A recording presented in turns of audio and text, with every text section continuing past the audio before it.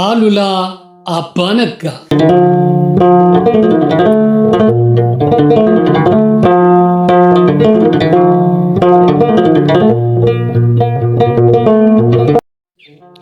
ደራሲ ማሞ ውድነህ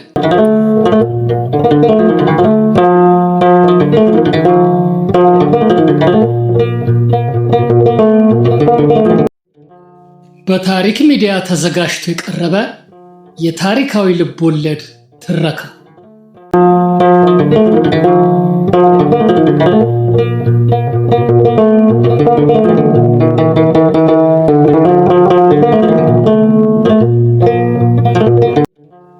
መጽሐፉ የታተመው 1979 ዓመተ ምህረት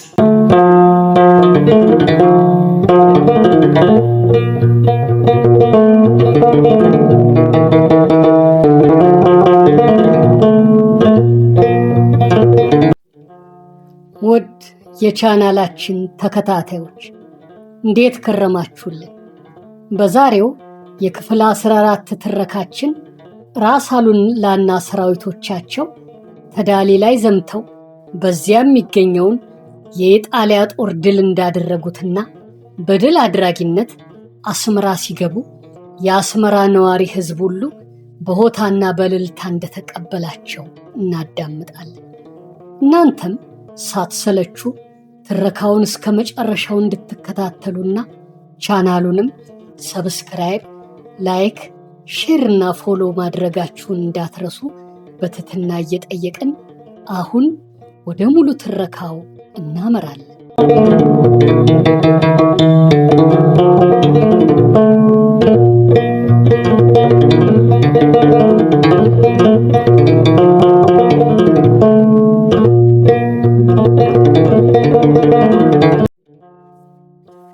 ጦርነት። ከአስመራ ወደ ምጽዋ ለሚወርድ መንገደኛ ምጽዋ ከመድረሱ 20 ኪሎ ሜትር ያህል ሲቀረው ተድአሊ የተባለችውን ቀበሌ ያገኛል። ገና ከጊንዳ በታች የሚገኘውን ገደላ ገደል ወርዶ የዳማስን ሜዳ እንዳለፈ የሚጋረፈው የቆላ ሐሩር ይቀበሏል። ቀበሌው ወጣ ገባ ከፍተኛ ኮረብታዎች ተቀጣጥለው ሙቀቱ እየፈነጠቁ ከደጋ የወረደውን መንገደኛ ሲቀበሉ በትክክል የአፍሪካን ገጸ ምድር የተፈጥሮ ስጦታ ይረዳዋል። ከሜዲትራኒያን አካባቢ የሚነሳው የክረምት ጊዜ በቀይ ባህር አካባቢ ያሉትን አገሮች ከልሎ በሚወስድበት ወቅት ደግሞ ቃጠሎውና ደረቁ አካባቢ ወደ ለምለምነት ስለሚለወጥ ከጊንዳ ጀምሮ እስከ ምጽዋ ያለው ወረዳም ከጥቅምት እስከ ሚያዝያ መጨረሻ ድረስ የሚታይበት ውበት የሚገኝበት የመሬት ፍሬና የአየር ለውጥም የማይጠገም ነው። ራስ አሉላም ከጊንዳ ወደ ሰዓት እየወረዱት በጥር ወር አጋማሽ ላይ ነበር። የአየሩ ጠባይ አልፎ አልፎ ዝናብ የሚጥል፣ መሬቱ በልምላሜ የተሸፈነ ነበር። ስለዚህ ወራቱ ከደጋ ለወረደውም ሰራዊት የሚያስቸግር ስለሆነ ለዘመቻው መቃናት መሰረታዊ የሆነውን አስተዋጽኦ አበርክቷል። ራስ አሉላ በተፈጥሯቸው ከወረሱት ጸጋ የጦር ስልት ሲያወጡ ወይም ጦርነት ለመግጠም ሲያስቡ የአየር ጠባይንም በቅድሚያ ለማወቅ የሚያደርጉት ጥረት ሰራዊታቸው በሐሩር፣ በጨለማ፣ በወባ፣ በኃይለኛ ዝናብ፣ ጎርፍና ጉም እንዳይጠመድባቸው እጅግ ይጠነቀቁ ነበር። ከጦር አለቆቻቸው ጋር ድንገት በተፈጠረው የሐሳብ መራራቅ ተስፋ ሳይቆርጡ ወይም መጥፎ ወፍ ነው ሳይሉ ሰራዊታቸውን እንዳሰቡት በሶስት መድበው የሚተማመኑባቸውን አለቆች መርጠው በኃላፊነት ከመደቡ በኋላ ጉዟቸውን ቀጠሉ። የጊንዳን ገደላ ገደል ወርደው ከዳማስ ኮረብታ ላይ እንደሰፈሩም ከቤት አሽከሮቻቸው በድምፅ ጥራትና በግጥም ድርደራው እጅግ የሚደነቀውና በየሄዱበትም የማይለያቸው ኪዳኔ መብራቱ አሉላ አርፎበት ከነበረችበት ዛፍ እልፍ ብሎ ከድንጋይ ላይ ተቀምጦ አንዳንድ ጊዜ በዋሽንቱ አንዳንድ ጊዜ ደግሞ በድምፁም እጅግም ሳይጮህ አይዞ የአገር የሰው ዱር ወንዙን አይዞ የአገር የዱር ወንዙና ተራራው አይዞ የአገር የዱር ወንዙና ተራራው ጠላት ክል ሊሰብር መጥቷል አንበሳው። ረገዳይ ረገዳይ ማን ነው የደፈረ የአገሬን ወንዛ ወንዝ የላትም አሉት ወይ የሚመክት ጎበዝ። የአገሬን ተራራ ማን ነው የደፈረ ባንዲራውን ሰቅሎ የዋለ ያደረ። ረገዳይ ረገዳይ እንዴት ትታዘበን አንተ ሸንተረር ክብርህን ሲረግጠው የጠላት እግር። አፍ አውጥቶ ጮኸ የአገር የምድር ድረሱልኝ ይላል ጀግና ወታደር። የአገሩ መደፈር አሉላም ቢያስቆጣው ተንደርድሮ መጣ ጠላት ምን ይዋጠው።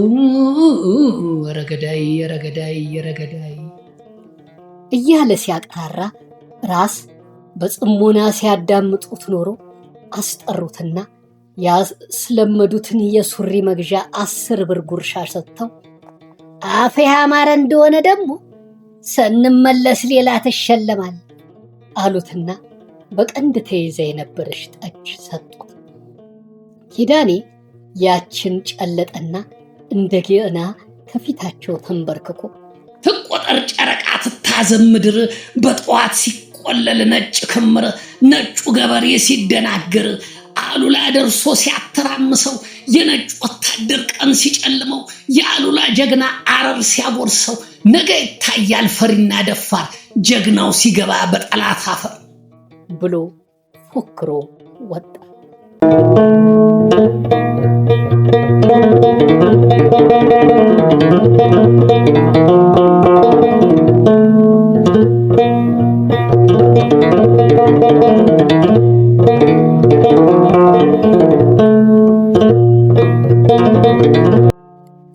እኩለ ሌሊት ላይ የራስ አሉላ ሰራዊት በጥሩምባ ተቀሰቀሰ። ጊንዳ ላይ በተሰጠው ድልድል መሰረትም በያለቃው ተሰለፈ። ደረቁ ጦር ከፊት ሲቀድም ጀሌውና ስንቅ የጫነው ከመካከል ገብቶ ለፈረሰኛው ጦር የሚረዳ ጸሊም ጎሳሹም የነበሩት አብዱል ቃድር ወደ አኩድ ኃላፊ ሆነው የውጊያ ጉዞ ተጀመረ። ራስ አሉላ በግራጫ በቅሏቸው ላይ ተቀምጠው የሰራዊታቸውን ጉዞ እየተቆጣጠሩ ወደፊት በሩቅ የሚመቱ በርከት ያሉ መድፎች ጠምዶ ወደሚጠባበቀው ጠላት አመሩ። ከንጋቱ ላይ ሳጤ አጠገብ ደርሰው የወታደራቸውን አሰላለፍ በዝርዝር መመልከት ጀመሩ። በ3 ዘርፍ ከፍለውት የነበረውን ጦር እንደገና በ4 ዘርፍ ከፈሉት። 3ቱ ዘርፍ አስቀድሞ በወጣው ስልት መሰረት እንዲዘምት ካደረጉ በኋላ 4ኛው ዘርፍ ግን የኋላ ደጀን ሆኖ ስንቅ አቀባይ እንዲሆን አደረጉና በዋናው ተግባር ልጅ ፍንጃል ተሰማ፣ ባሻይ ተርሻ፣ ባሻይ ተድላ፣ ፈንጃይ፣ ባሻይ ደስታ አባጋኢ እንዲሰለፉ አድርገው ወደፊት ገሰገሱና ሳጢ ላይ መሽጎ የነበረውን የጣሊያንን ጦር ፊት ለፊት ገጠሙት። የጣሊያኑ ጦር ከተጠናከረ ምሽግ ውስጥ ከመግባቱም ሌላ የነበረው መድፍ የኢትዮጵያን ወታደር ማያስጠጋው ቁጥሩ በርከት ያለ ሰራዊት መጎዳቱን ራስ አሉላ እንደተረዱ ወደ ኋላ ማፈግፈግና ስልጥ መለወጥ አስፈላጊ መሆኑን ተረዱት። በፈረሰኞች የግንባሩን ጦር ወደ ኋላው እንዲመለስ ካደረጉ በኋላ ቀኑ ሲመሽ ሰራዊታቸውን እንደገና በ2 ዘርፍ ከፍለው ፊት ለፊት መዝመቱ ቀርቶ በግራና በቀኝ ብቻ እንዲዘምት አደረጉና በቀኝ በኩል የሚዘምተው ጦር ራሳቸው አዝማች ሆነው ምሽጉን ከመካከል በማስገባት ከጎንና ከጎን ወጠሩት። በሁለተኛውም ቀን የጠዋቷ ፀሐይ ስትወጣ ከጀርባቸው እንድትሆን አደረጉና ጦርነቱን ጀመሩ።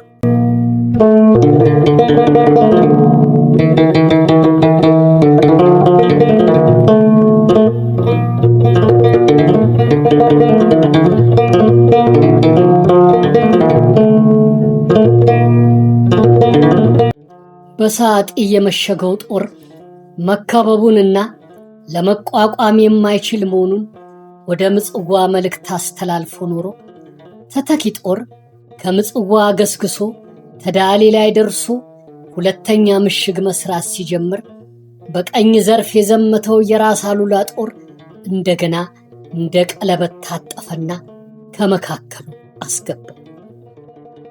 የመድፍና የጠመንጃው ተኩስ ቀረና ውጊያው በጨበጣ ሆነ። ራሳቸው ራስ አሉላ ከፈረሳቸው ወርደው እንደ ተራ ወታደር በተዳሊ ወንዝና ዳገት እየዘለሉ ከጠላት ጦር ጋር ተደባለቁ። ጠላት ወንዙን ተሻግሮ ከወንዙ ወደ ላይ የሚሽቀዳደመውን የኢትዮጵያን ወታደር መትረየስ ተክሎ ማጥቃት ሲጀምር ከወንዙ በላይ ከሚገኘው ዲብ ላይ የነበሩት አሉላ በዲሞፍተር ሁለቱን መትረየስ ተኳሾች ጣሏቸው። እንደገና ጠላት የመጀመሪያውን ረባዳ መሬት ለቆ ወደ ላይ ተንጋግቶ ከከፍተኛዋ ቁብታ ላይ ወጥቶ መትረየስ ለማጥመድ ከድንጋዮች መካከል ሲገባ ከእርሱ በላቀ ፍጥነት ከመጀመሪያ ምሽጉ የደረሱት አሉላ እንደገና መትረየስ ሊተኩስ በጥድፊያ ላይ ከነበሩት ጣሊያኖች ሶስቱን አነጣጥረው አሉ። ወዲ ቆቢ ከመጀመሪያው ምሽግ 2 ከሁለተኛው ምሽግ 3 ነጭ ሲጥሉ ገና በወጣትነታቸው ኢላማ ሲማሩ በመጀመሪያ በ2 ቀጥሎ በ3 ጥይት የመቱት ነጭ አጥንት ተዛላቸውና ሳቅ እያሉ ጉራ ላይ በግብፅ ኩፊት ላይ በድርቡሽ አንገት ላይ በደም ያጠቡትን ጎራዴያቸውን ደሞ መዘዙና የጣሊያኑ ጦር መከላከያ ለመስራት ሲጣደፍበት ወደ ነበረው ቁብታ ወጥተው ለሸለሹት። በሁለት ዘርፍ የተሰለፈው የአሉላ ወታደር ከዚያች ቁብታ ላይ ተገናኙና በነውበሬ ደም ጎራዴውን ያጠበው ጀመር። በዚያ ጦርነት በሁለቱ ቁብታ ላይ ከ500 በላይ የሆነ ነጭ ወታደር ሬሳ ተከመረ። ራስ አሉላ የነጭ ሬሳ ከተቆለለበት ቁብታ አለፍ ብላ ከምትገኘው ቁብታ ላይ ወጥተው ወደ ምጽዋ የሚወስደውን መንደር በመነጽር እየተመለከቱ ማነ ንሳሽከር እዚያ ማዶ ሩጥና በዚያ በኩል ያለው ጦር ወንዙን ተሻግሮ በእነዚያ ኮረብታዎች ላይ ሆኖ ከምጽዋ የሚመጣ ጦር እንዳለ እንዲገጥመው ነገር ብለው አዘዙ። በየአቅጣጫው የነበረው ሰራዊት እንዲከት ነጋሪው ሲመታ ቱልቱላው ሲነፋ ኪዳኔ መብራቱ ጎራው ተሟሙቋል መሬት ተደባልቋል፣ ጎራው ተሟሙቋል መሬት ተደባልቋል፣ ነጩ ክምር ፈርሶ መስቀልቅሉ ወጥቷል። ረገዳይ ለዚህ ሙያ ነው ወይ የመጣው ከምድር የአሉላ ነፍጠኛ ቀላቀለው ምድር። አየነው ጉልበቱን የወንድነቱን ልክ መሳሪያውን ጥሎ ሲሸሽ ሲፈተል ረገዳይ ሚስት ምነው ባየሽ በሰማች እናት በአሉላ ጎራንዴ ሲበጠስ አንገት የእነማን አገር ነው ብለው ሳይጠይቁ አገር የደፈሩ እነሆ ወደቁ። ረገዳይ ወአምነ ምነው በጠየቁ የግብፁን ወታደር፣ ምነው በጠየቁ የድርቡሽ ወታደር እንደማይደፈር ያባ ነጋ መንደር ረጎረው እያለ ሲያቀራራ ቆየና ከነበረበት ቦታ ራስ አሉላ ወደ ነበሩበት ቁብታ ወጥቶ ከፊታቸው በርከክ ብሎ ፀሐይ ጨረቃ በሉ መስክሩ፣ ነጭ ወታደር በርዶ ታሮሩ፣ አላበረደም የጠላት ጦር ሐሰቴም እንደው ትዝታ ዘምድር 3 ምስክር አስቆጥረናል። ምድር፣ ጨረቃ፣ ፀሐይ ቆመዋል። አይደፈርም ያበሻ መሬት። ፍቅራቸው ጡም፣ ጥላቸው ሬት። መራሮች ናቸው አይደፈሩም፣ ትኩሶች ናቸው ከጋሉ አይበርዱም። የአባ ነጋ አሽከር የጦር አውራሪስ አይቶ ጠላቱ ቆላ ሲደግስ አደባለቀው በደጋ ፈረስ። አንቺ ኮረብታ ብዙ ዳለብሽ፣ የጠላት ክምር የወደቀብሽ፣ ለመጪው ትውልድ መንገር አለብሽ እያለ ሲፎክር ወዲያው ደግሞ ከራስ አጠገብ ሆኖ 4 ጣሊያን ተኩሶ የጣል አሽከራቸው ከፊታቸው በርከክ አለና ባለማተቡ ያንተ ታማኝ ምርጥ ገበሬ ጠላት በታኝ የበላው ጮማ የጠጣው ጠጅ ባዳይ ማራኪ የጠላት እጅ ተኩሶ የማይሰጥ ነጭ አሸባሪ መራር ለጠላት የወገን አኩሪ የሜዳው ፈረስ የጫካው ነብር አይደፈርም ያበሻው ምድር ያንተ አሽከር ያንተ ሙሽራ የጫካ አንበሳ የጦር አሞራ ብሎ ፎከረ።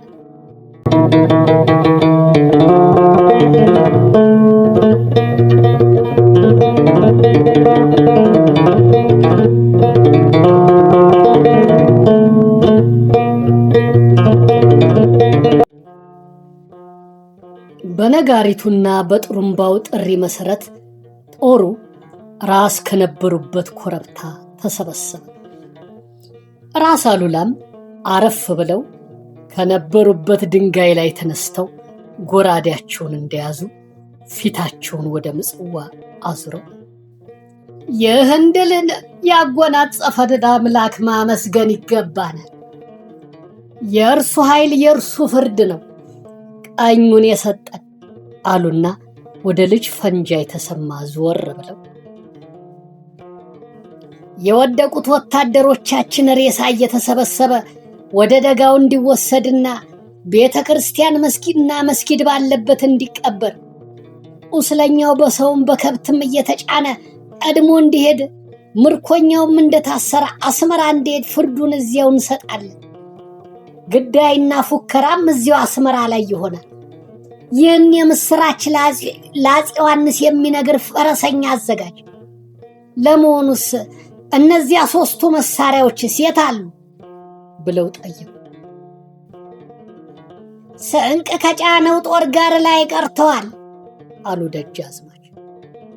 ፈረሰኛ ላክና በፍጥነት አስመጣልኝ አሉ። ወዲያውም ልጅ ፈንጃል ቀረብ ብለው ወታደሩ እኮ ምጽዋ ወርደን በዚያም የመሸገውን የጠላት ጦር እንጨርስ እያለ ተነሳስቷል እኮ አሏቸው። ራስ አሉላም ጎራዴያቸውን ወደ ምጽዋ ሰይፈው እያወዛወዙ ነገሩ የውል ያድር እንደሆነ እንጂ ሁኔታውን ለአፄ ዮሐንስ አስታውቀን መውረዳችን አይቀርም። አሁን ገዝግሰን ብንገባ ግን ጣሊያኖቹ ጦርነት ያነሱ እንደሆነ ህዝብ ያልቃል።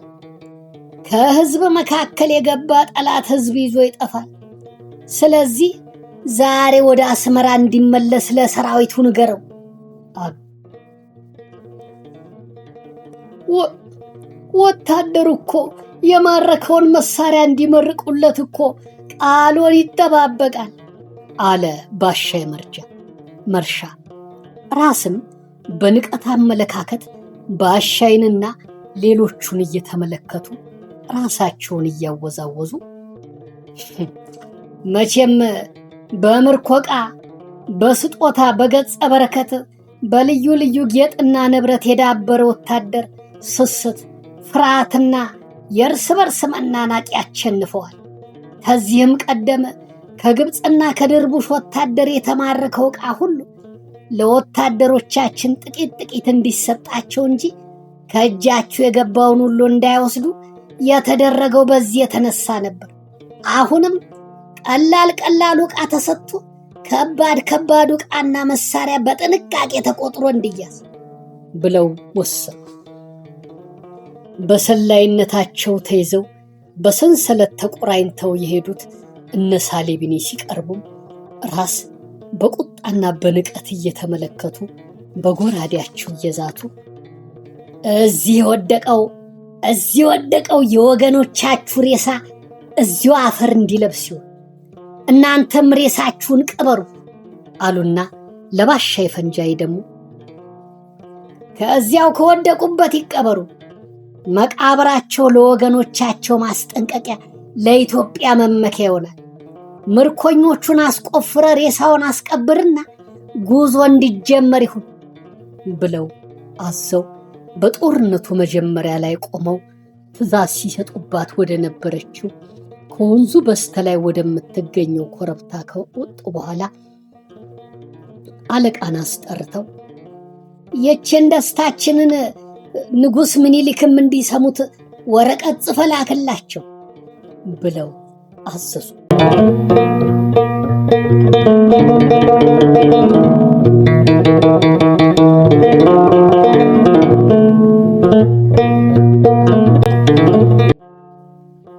በድሉ ሳልስት ጊንዳ ሲገቡ የመንደሩ ሕዝብ በደስታ እየፈነደቀ ተቀበላቸው። አቶ ዘጊዮርጊስም ያስለፍለፍ ቅጠል ያለባት እርግምት የመንደር ብለው ጊንዳን ሰደቧት። ለደረቅ መሬት ለምን እንዘምታለን በማለታቸው አፈሩ። ራስ አሉላ ጊንዳ ደርሰው በስተምዕራብ በኩል ለጦር ምሽግነት ከመረጧት ተራራ ላይ ወጥተው ሻለቃ አርያን ጠርተው ልጄ ወዳጄ እንግዲህ ከዚህች ሆነ አገርህን ጠብቃት፣ ከዚያች ማዶ ካለው ተራራም ታማኝ ሰዎችን አስቀምጠ ከቆላው ወደ ላይ የሚመጣውን ልብ በለው፣ ከአባብ የሚመጡትም ወስላቶችና በጊንዳና በመንገደኞች ላይ ክፉ ነገር እንዳይሰሩ ከዚህ ሆነ ተመልከታቸው። እስከ ዛሬ ለፈጸምከው ጀግንነትም ዋጋህን የምትከፍል ሀገርህ ናት። ከእንግዲህ በኋላም ጠብቃት። የሀገር ጠረፍ መጠበቅ ለትውልድ ሁሉ ባላደራ መሆን ነውና የኢትዮጵያ ክብር የማይደፈርበትን ስራ እንድትሰራ አደራውን ሰጥቼሃለሁ። ለአሁኑ 300 ያህል ወታደር ይሰጥሃል። ስንቅም በቶሎ ይላክልሃል። የሚሆነውን ነገር በየጊዜው ላክብኝ። የመላው የኢትዮጵያ ሕዝብ አምላክ የዮሐንስ ጸሎት ይጠብቅ ብለው የራሳቸውን ዲሞፍተር ሸለሟቸው።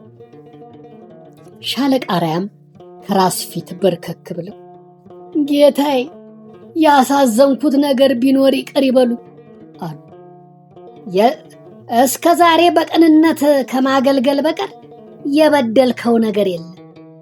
በድለህማ ቢሆን ኖሮ ለዚህ ባላደራነት ባልተመረጥክም ነበር አሏቸውና ሻለቃን አስነስተው ስመው ወደ አስመራ ጉዞ ጀመሩ።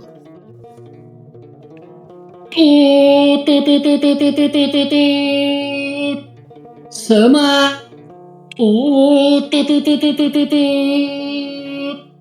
ስማ፣ ከተዳሊ የተፈተለኩት ፈረሶች ድል አድርገው ጠላት በታትነው ራስን በጉዞ ላይ ናቸው፣ ተዘጋጁ እያሉ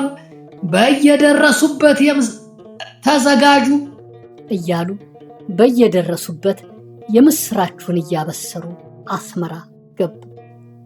ራስ አሉላ ለደጃዝማች ኃይለ ሥላሴና ለየአገሩ አስተዳዳሪዎች የላኩት ቃል እንደደረሰ ታላቁ ፈንጠዝያ ሆነ። በአስመራ አካባቢ በአካለ ጉዛይ በሰራዬ ፈረሰኞች የምስራቹን አደረሱ። በየቤቱም ድግስ ተጀመረ።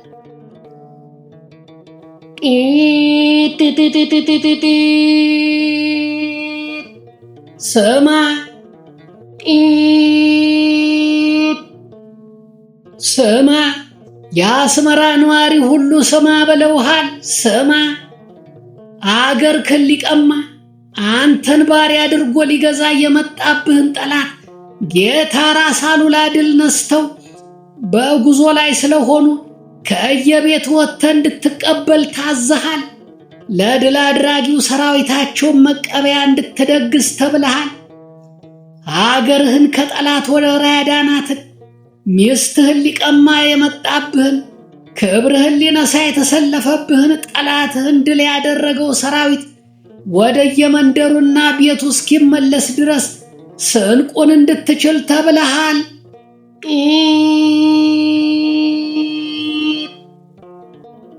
ይህን አዋጅ እየደጋገመ ለአስመራ ነዋሪ ያሰማ የነበረው ቱልቱላውን እያሰማ የአስመራን ከተማ ሲያተራምሳት ሀጎስና በርሄ የተባሉ ወጣቶች ከኋላው ደረሱና ስማ እስቲ ባለቱልቱላ ብሎ በርሄ ሲናገር አዋጅ ነጋሪ ነው የምባል አንተ ብሎ መለሰለት። አዋጅ ነጋሪ ራስ መቼ ነው የሚመጡ አለው ሀጎስ። በጉዞ ላይ ናቸው። ስንት ጠላት ገለዋል። ታዲያ ሊውረድና ቁጠረዋ። ስንት ማርከዋል።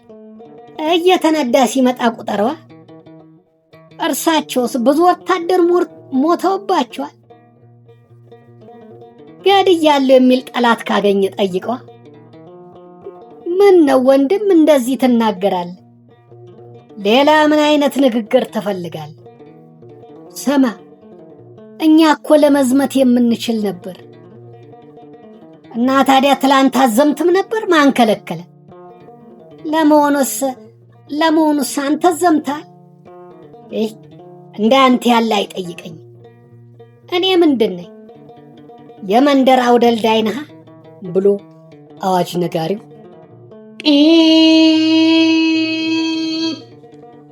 ስማ ብለውሃል። ስማ ወደ ጦርነቱ ያልሄድክ ዕድሜ ከ10 ዓመት በላይ የሆንክ ሁሉ የምርኮ ዕቃ ትሸከማለህና ጌንዳ ድረስ እየወረድክ ጌታ ራስ አሉላን እንድትቀበል ተብለሃል።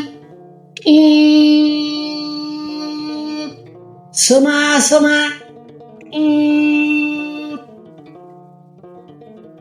ብሎ ትቷቸው ሄደ። ጉድ መጣ አለ ሀጎስ እጆቹን እያርገበገበ። ስንቅ ሰንቁ እሻል ናቸው። አሁን ደግሞ ጊንዳ ወርዳችሁ ዕቃ ተሸከሙ መጣ ሲል ስንቅ ሰንቁ እሻል ናቸው። አሁን ደግሞ ጊንዳ ወርዳችሁ ዕቃ ተሸከሙ መጣ ሲል ጓደኛው በርሄ ቀበል አደረጉ። በዚህም ከለቀቁን እድለኞች ነን አለ። ሌላ ምን ይመጣብናል? ከጊንዳ ያመጣችሁትን ዕቃ በየሀገሩ እየወሰዳችሁ በየወታደሩ ቤት አስገቡ ብንባልስ አለ በርሄ ራሱን እንደ ጋጋራ እያወዛወዘ። እንግዲያው ቀልጥፈን ወደ ጊንዳ እንውረድና ወታደርነት እንግባ አለ ሀጎስ በለበጥ አነጋገር። በርሄ ከት ብሎ ስቆ ከንፈሩን ጀልጦ ሲያስብ ቆየና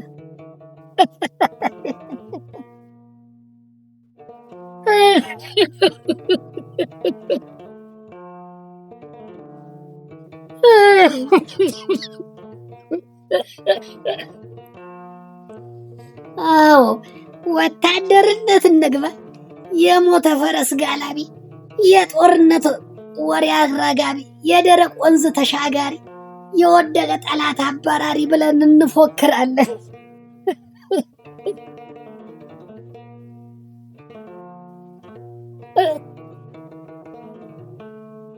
አለውና እየተሳሳቁ ሲሄዱ ቀለል ያለች ስልቻ በበትር ያንጠለጠሉ አዛውንት አገልግል ያነገቱ ጠና ያሉ ሴትና አንድ የፍየል ሙክት የሚስብ ወጣት ከሀገር ቤት ሲገባ አገኛቸውና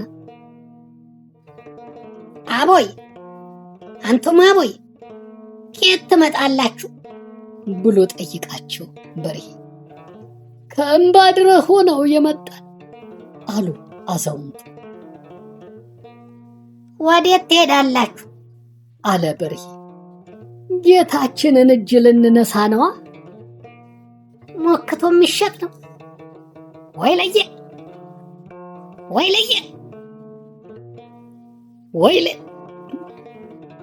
ሞክቶ የሚሸጥ ነው ወይ ለየ አሉ አዛውንቱ እነ በርሄን ከፍና ዝቅ አድርገው እየተመለከቱ። ሙክቱን ከሸጥነው ታዲያ ራስን እንዴት እጅ እንነሳለን? ሙክቱን ከሸጥነው ታዲያ ራስን እንዴት እጅ እንነሳለን አሉት። ለራስ ጉቦ ማምጣታችሁ አንተ ወዴ ሰበይቲ አሉ ሴትዮዋ ድንገት ቱግ ብለው። አንተ ወዴ ሰበይቲ አሉ ሴትዮዋ ድንገት ቱግ ብለው። ጠላት ድል አድርጎ ለመጣ አንበሳ የሚሰጥ መቀበያ ጉቦ ይባላል ያለማን ነው ብለው ሲያፈጡበት፣ ጠላት ድል አድርጎ ለመጣ አንበሳ የሚሰጥ መቀበያ ጉቦ ይባላል ያለማን ነው ብለው ሲያፈጡበት፣ አዛውንቱም ቀበል አድርገው አሉላ መንደር ለመንደር እየዞረ ጉቦ የሚበላ ይመስልሃል? በየበሩ በየጠርፉ እየተዘዋወረ ግብጡን ድርቡሹን እየገጠመ ድል የሚነሳ ጀግና እኮ ነው። ዛሬ ደግሞ ይኸውና ነጩን ወቀው ላሉላ ፍየልና ቅቤ ብዛበት አሉ። የማሩን አቦይ የማሩን አደይ ማሩን እርሱ ተሳስቶ ነው። ሙክትና ቅቤስ እንድታመጡ ታዛችሁ ነው አለ አጎስ ንግግር ያሳመረ መስሎት። ወይ ለየ እናንተ ሰዎች ለአፋችሁ ልጓም አድርጉለት እንጂ አሉ ሴትዮዋ እየተቆናጠሩ። ስሙ ልጆቼ ስሙ አሉ አዛውንቱ ወደ ሀጎስ እየተጠጉ። እኛ እኮ የባዕድ እጅ ቀምሰናል። የቱርኩ የግብጡ ጦር በአገራችን ገብቶ ሳለ በሬውን ሙክቱና ዶሮውን ኧረ እንቁላሉን ሳይቀር እየቀማ ነው የበላው። የመንደሩን እንስሳ ቀርቶ ሕዝቡን ፈጅቶት ነው ሄደ።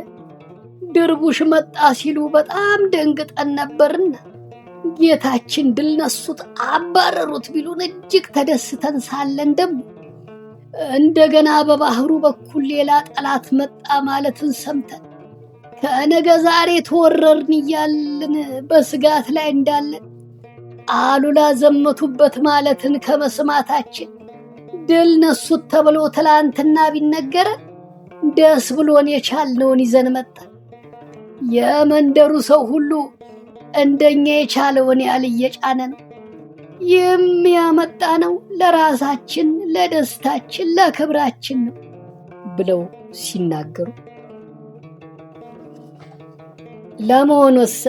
ለመሆኑስ ከአምባደሮ የዘመቱ ወታደሮች አሉ ብሎ ሀጎስ ጠየቀ። ወይ ለየ ምን ጉደኞች ና ወይ ለየ ምን ጉደኞች ናችሁ? ጀግናው ዘምቷል።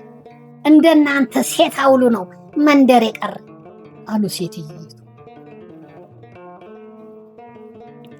እየታዘዘ ነው የዘመተ አለ በርሄ። ወይ ለየ እውነትም ጉዶች ናችሁ። በሀገር ላይ ጠላት መጣ ሲባል ጀግና ይቆጣል ይዘምታል እንጂ ደግሞ ትእዛዝ ይጠብቃል አሉ አዛውንቱ። አቦይ ለምን አልዘመቱም አለ አጎስ። እኔማ እንደናንተ ኮበሌ በነበርኩ ጊዜ ዘምቻለሁ። ከግብፁ ጋር ተዋግተናል። እስቲ እኔም ተራዬን ልጠይቃችሁ፣ እናንተ ስለምን አልዘመታችሁ? አብደሎች ናችሁ አሏቸው። ከተማ እየጠበቅን ነዋ አለ ሀጎስ በቀልድ አነጋገር። በርሄ ደግሞ ጠጋ አለና ኤስ ምንድን ነው ብር ነው ብሎ ስልቻውን ነካ ነካ ሲያደርግ አዛውንቱ ፈንጠር ብለው አንተ ወዲህ ሰበይቲ ብያለሁ፣ ሰራቂ ነህ፣ እኔን ነው የምታሞኘው ብለው ሲያፈጡበት አዋጅ ነጋሪው እንደገና በዚያው መንገድ ተመለሰና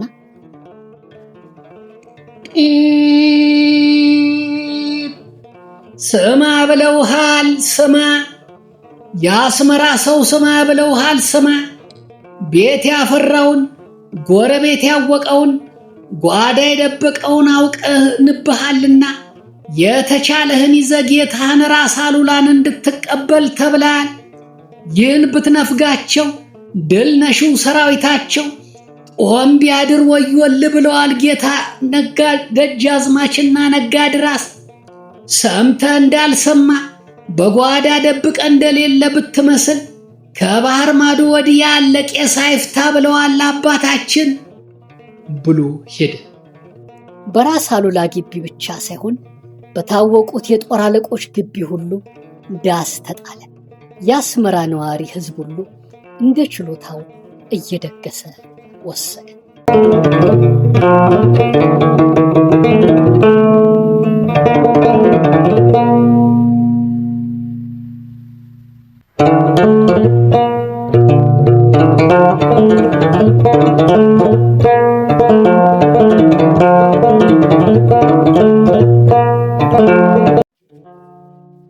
ራስ አሉላ በተለመደው አለባበስና ስርዓት አስመራ ሲገቡ ድብልቅልቅ ያለ አቀባበል ተደረገላቸው።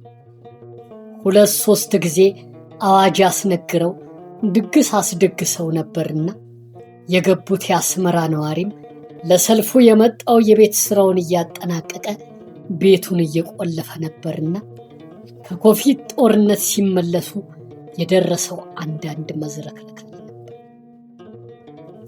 ራስ አሉላ ማዕከላዊውን አውራጃ ይዘው ሲቀመጡ የጦር አለቆቹም እንደ የማዕረጋቸው ተቀመጡና ግብር ገቡ። የራስ ባለሟል ስጦታውም ወደ ጓዳው ገብተው ጎራርሰው ተጎነጫሽተው ወደ አዳራሹ ገቡና ጉሮሯቸውን አለስልሰው ማሲንቋቸውን ቃኝተው በዘለሰኛ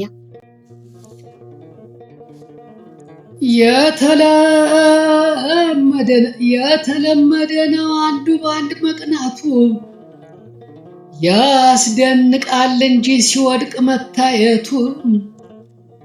ብዙ አሉ የቀኑ በአበሻ ውበት፣ ሞክረውም ነበር ገላልጠው ሊያዩዋት። መርገጥ ቢያቅታቸው አፈሩን ቃሙት። አሉላ በርህን አጥብቀ ዝጋው፣ ድንገት እንዳይገባ በቀዳዳ አውሬው።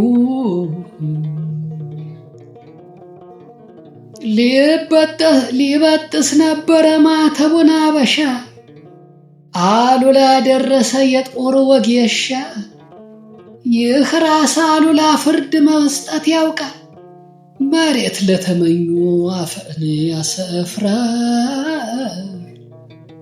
የዘለሰኛውን እንጉርጉሮ ከዚህ ላይ ያበቁና በሰንጎ መገንደሙ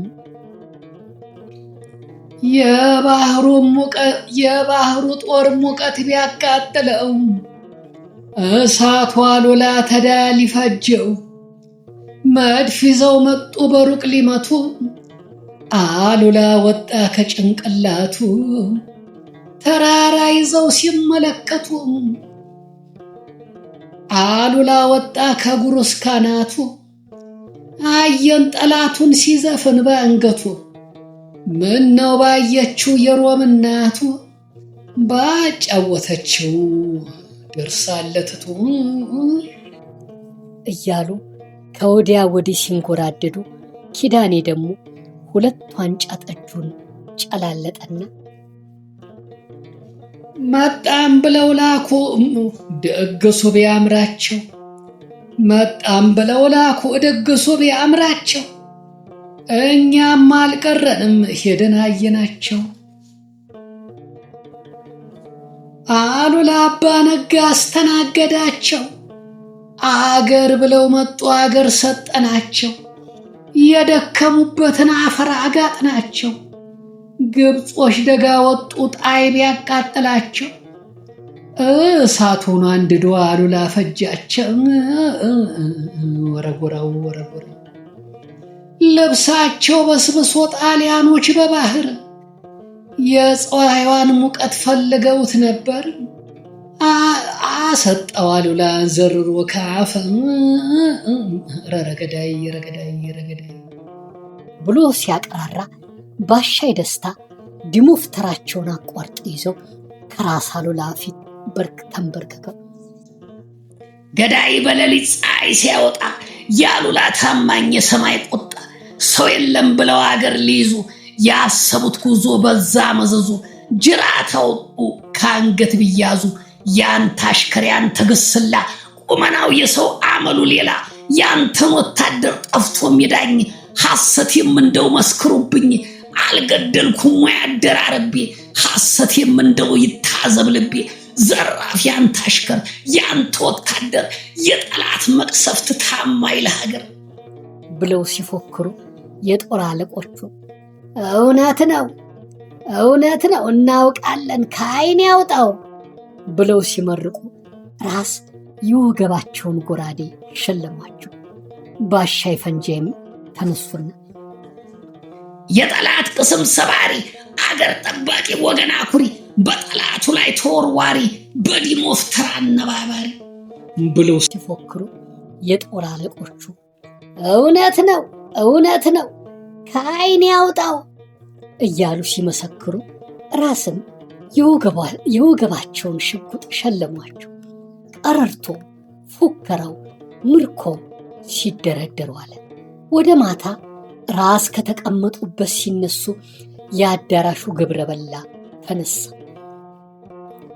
ሰማችሁ ወዳጆቼ፣ ልጆቼ፣ አንበሶቼ ብለው ራስ ንግግር ሲያሰሙ አዝማሪው ማሰንቋቸው ዘንበል የሚል ዜማ ሲያስተጋቡ አዳራሹ ረጭ አለ። እርሳቸውም በአዳራሽ ውስጥ ያለውን ሰራዊታቸውን ግራና ቀኝ ተመለካክተው ይኸውላችሁ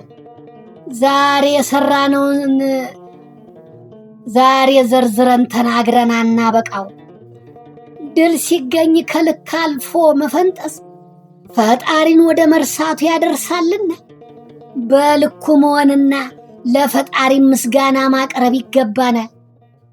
ስለተማረኩት ጣሊያኖች ጉዳይ ለአፄ ዮሐንስ አስታውቂያለሁና ምላሹ እስኪመጣ እንጠብቃለን። የአገር ልጆች የተባሉት ግን ለጠላት ገብተው ወቅተውናል። ኢትዮጵያን ወቅተዋል፣ አፄ ዮሐንስን ወቅተዋል፣ እኔም በድለዋልና ነገ ሁላችሁ የጦር አለቆችና መኳንንት ባላችሁበት እንደ በደላችሁ ይፈረድባችኋል ብለው ሲያስታውቁ ይገባል ማለፊያ ነው ይሁን እያሉ የጦር አለቆቹና ወታደሮቹ እያወኩ ግብር መልስ ሆነ።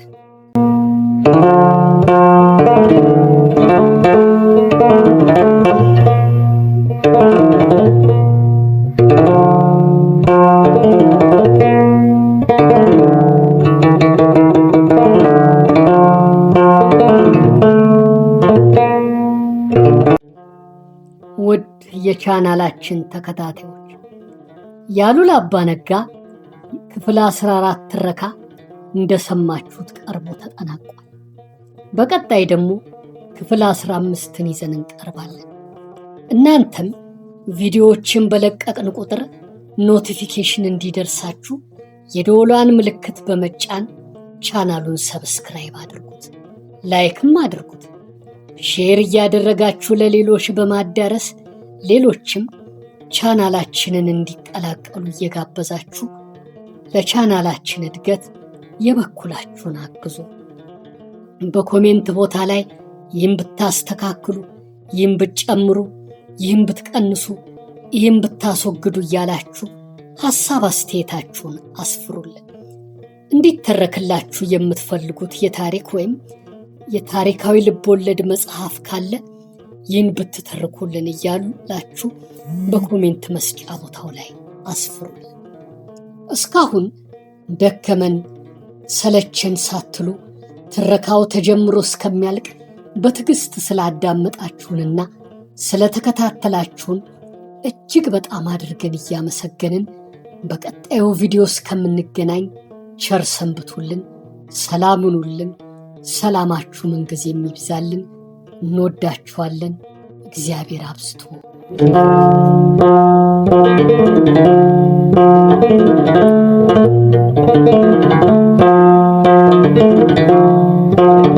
ነው።